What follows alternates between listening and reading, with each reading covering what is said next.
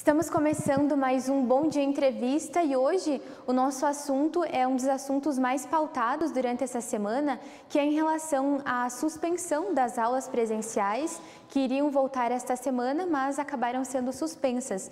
E para falar melhor a respeito desse assunto, esclarecer outras questões também, nós convidamos a coordenadora da 15ª Coordenadoria Regional de Educação, Juliane Bonês, que já está aqui conosco para fazer aqui uma conversa falando sobre tudo isso. Seja muito bem-vinda, coordenadora, aqui no Bom Dia Entrevistas. Obrigada a vocês do Bom Dia, obrigada à comunidade que nos acompanha. É sempre muito importante para nós este espaço de diálogo com a comunidade. Coordenadora, então, falando inicialmente, para a gente entender a situação, as aulas presenciais, elas iriam voltar e aí no domingo ficamos sabendo que não iriam mais voltar. Eu gostaria que a senhora explicasse para nós essa situação. Sim, nós trabalhamos com a educação, mas a educação ela não tem essa autonomia de retorno ou não retorno, porque desde o início da pandemia somos regidos pelos protocolos sanitários. Então, o que vai dizer se retorna ou não retorna, o que era o nosso acompanhamento e do qual nós fazemos parte, são os protocolos adotados pelo Comitê Estadual de Acompanhamento, o Comitê de Crise. Então, a educação, ela não tem essa autonomia, mas ela precisa ter a sua organização para que a aprendizagem dos estudantes prossiga também nesse tempo. E aí aconteceu que uma decisão judicial acabou impedindo essa volta, digamos assim, às aulas, mas agora, coordenadora, nós comentávamos até antes que saiu uma nova atualização, Sim, nós tivemos então uma liminar, através do Poder Judiciário, que no domingo fez diversos movimentos. Mas como eu falei, nós estamos organizados, estamos trabalhando no remoto, as escolas elas nunca pararam as atividades, apenas nós trabalhamos de maneira diferente. O modelo híbrido ele é adotado pelo Estado do Rio Grande do Sul na rede estadual desde outubro do ano passado, então nós estamos com esta organização. As escolas, nesse momento, trabalham com o planejamento de retorno, isto é, o checklist de tudo aquilo que nós precisamos para estar com as atividades presenciais, já que as remotas nós estamos trabalhando. Então, é esse contato com as famílias, as instruções sobre os planos de contingência, porque nós estamos em período pandêmico ainda. Então, a gente trabalha sempre com dois olhares, a educação, sim, é a nossa pasta, é a nossa responsabilidade, mas a nossa saúde também é muito importante. Então, nós cuidamos muito para sempre termos muito próximo a saúde de quem está atuando na escola, na educação e também o processo educacional. E falando, coordenadora, dessa questão da saúde, o que a gente muito se fala dessa questão da vacinação dos professores. Na sua avaliação, a senhora acredita que é algo que vai ajudar nas aulas presenciais? Como a senhora visualiza essa questão de vacinar os professores para a volta às aulas presenciais? Nós temos um encaminhamento de pedido, via a Justiça, o governador encaminhou um pedido ao senhor presidente para que faça essa análise de incluir a vacinação aos professores. Não temos, aos professores não só da rede estadual, aos professores do estado do Rio Grande do Sul. Nós não temos esse retorno ainda. E a minha consideração é de que isso seria muito importante, sim, porque nós somos, dentro das classes trabalhadoras, a classe que permanece o maior tempo junto a um grupo determinado de pessoas, que são os nossos estudantes. Sim, nós somos pela vacinação de todos, isso que fique muito claro. Mas ao entender também que o processo do professor, do servidor da escola, ele tem esse contato de tempo maior, nós também consideramos isso de fundamental importância. E falando agora, coordenadora, que a senhora acompanha mais de perto essa situação e são realizadas muitas reuniões nesse sentido sobre como está sendo o andamento desses estudos remotos, principalmente nessa faixa que iria voltar, que seria os primeiros e os segundos anos. Na sua avaliação, pelo que a senhora acompanha, que as equipes diretivas lhe passa, como é que está o andamento desse ensino remoto? Sim, nós conversamos semanalmente com as equipes diretivas, de praxe nós termos pelo menos um contato semanal, e a pandemia ela tem nos aproximado nesse sentido, que as webconferências elas são de facilidade, de fácil acesso, a gente consegue conversar. O retorno que nós temos, ele é positivo dentro das possibilidades que cada escola faz do seu esforço, né? Porque nós temos diversas situações. O mais difícil para nós hoje são os estudantes que não têm acesso, ou porque eles não têm equipamento, ou porque a internet não alcança onde residem. Então, estes estudantes, eles estão buscando as atividades na escola, porque o nosso objetivo grande é que nenhum estudante fique sem atividades, né? Então, esse processo de trabalho que os nossos colegas professores fazem diariamente, ele é muito sério e ele é muito responsável. E durante todo o tempo de pandemia, o que isso muda, né? E faz parte da nossa cultura, que estudar é ir para a escola. Então, por isso que nós temos tanta saudade, nós temos saudade do convívio, da interação. Isso faz parte do nosso sentimento enquanto seres humanos. Mas nós temos trabalhado para garantir a aprendizagem possível e de um esforço muito grande que a gente sabe que as escolas têm feito. Falando dessa questão desse estudo remoto, as crianças sentem muita falta realmente de ir para a escola. Acredito que os pais também, a maioria pelo menos que a gente acompanha, quer esse retorno. E falando do estudo, como é o acompanhamento das atividades dos alunos em casa? No geral, não só do primeiro, do segundo ano. Sim, e ainda falando do primeiro e segundo ano, pela plataforma é a faixa etária de maior dificuldade, porque eles necessitam desse acompanhamento. Sim. E a gente sabe que os pais, as pessoas responsáveis, às vezes têm um equipamento de celular para mais de um filho, trabalham o dia todo e isso se resume em fazer à noite as atividades da escola. Então, a escola tem essa compreensão também.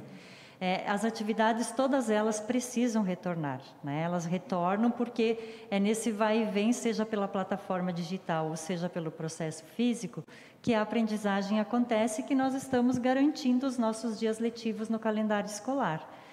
Por isso que o presencial, ele é uma das etapas. Remotamente nós nunca paramos, nós estamos atuando, nós temos essa grande polêmica, essa grande fala agora de volta, retorna, não retorna, mas nós não sabemos aí à frente como vai se processar isso sanitariamente, se não teremos novamente que proceder pelo remoto.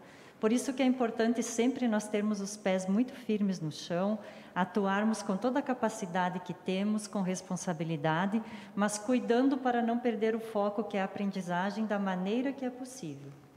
Coordenadora, a gente fala muito dos alunos, claro que, como a senhora disse, cada escola tem a sua dificuldade, tem a sua particularidade.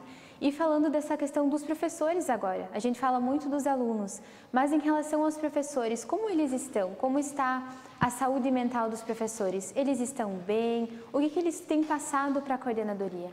Sim, nós sempre ressaltamos que a escola e a educação, ela vive o que a sociedade vive, ela não é à parte, né? E esse processo pandêmico, ele trouxe para todos nós, seres humanos, muitos abalos. A gente tem as relações e os diálogos que expressam esses ocorridos nas famílias, nos amigos, nas proximidades, e isso vai causando um certo abalo. Nós, professores, estamos hoje em um processo, vamos dizer assim, um pouco mais equilibrado do que já vivemos em 2020, quando fomos pegos de surpresa, né, de susto, porque nós precisamos levar a escola para dentro de casa, o estudante e a família também, organizar as atividades, organizar o tempo, tudo isso gerou muita mudança e de forma muito rápida, né? Então, hoje nós já iniciamos um período letivo que já sabemos como ele funcionava no passado, estamos aprimorando, sempre dialogando, vendo qual que é a maior necessidade. Nós vamos agora também fazer algumas lives nesse sentido de saúde mental, de constituição da integralidade do ser, direcionada aos colegas professores e demais servidores das escolas. Nós temos também essa preocupação. Por isso que a gente sempre ressalta, o professor, a merendeira, a higienizadora, monitora, as pessoas da escola, a equipe diretiva, eles não pararam de trabalhar. Por esse tempo, por vezes, se trabalhou muito mais, né? Então, que a gente tenha também esse respeito e esse cuidado, porque nós somos uma classe também de professores que somos trabalhadores e que, nesse momento, nos reinventamos de muitas formas para estar garantindo isso à sociedade. Nós sabemos que a escola é uma instituição pública, né? Também de desenvolvimento emocional, cognitivo, social, né? Tanto que nós estamos hoje fazendo esse planejamento de retorno junto com as equipes diretivas, avaliando de que a vulnerabilidade tecnológica, né, de quem não consegue acessar, emocional, de quem a gente tem relatos dos estudantes e temos colegas professores que querem e precisam voltar para o ambiente escolar porque se identificam, porque se organizam melhor, e também nutricional, que não é tão grande assim na nossa coordenadoria, mas que nós temos. Então, é um emaranhado, assim, que a educação, ela anda conforme a sociedade. E isso veio para dentro do nosso profissionalismo, e diante disso, com certeza, hoje nós estamos melhores. Falando agora de outra questão, né, as decisões sobre esse retorno das aulas, elas estão sendo tomadas muito rápidas. E quando a gente pensa que a gente sabe de uma atualização, acontece outra. Nesse sentido, coordenadora, o que nós sabemos até agora, e também gostaria de saber se existe a possibilidade de já voltarmos, se os alunos já podem voltar nesse semestre, talvez nesse ano, às aulas presenciais. Então, como falamos antes, né, é uma decisão que não cabe à educação, mas a educação tem essa organização. Nós estamos organizados, sim, para as atividades presenciais, cada escola tem o seu plano de contingência, tem o seu centro de operação emergencial, o COI da escola, que é quem rege tudo isso. Temos as demarcações no chão, álcool gel, EPIs, máscaras, né?